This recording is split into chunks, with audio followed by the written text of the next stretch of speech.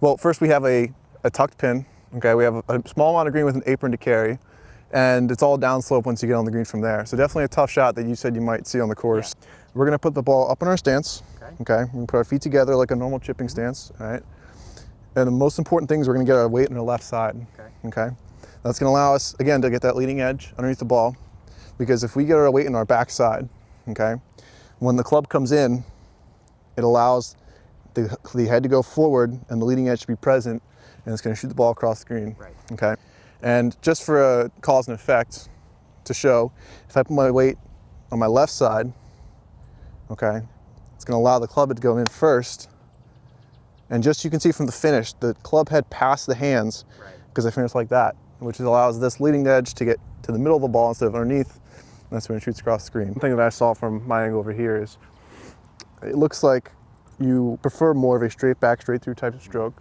And ideally we want the putter to match our putting stroke. And that putter right there, if I see it for a second, when you look at how the putter naturally hangs, it hangs about a 45-degree angle, has a dot toe hang to it.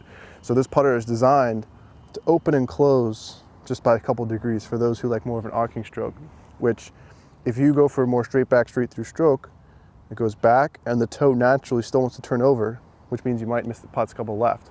To reiterate what we learned over on the chipping green, we have to adjust our body to our lie.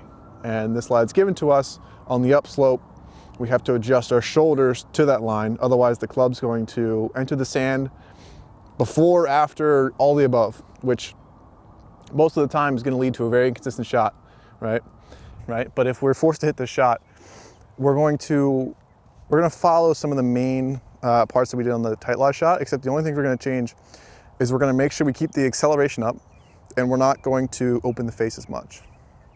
Okay, we're also going to move the ball back a little bit because we're not going to rely on the bounce as much for this type of shot, because we need this leading edge to get behind the ball as quick as possible.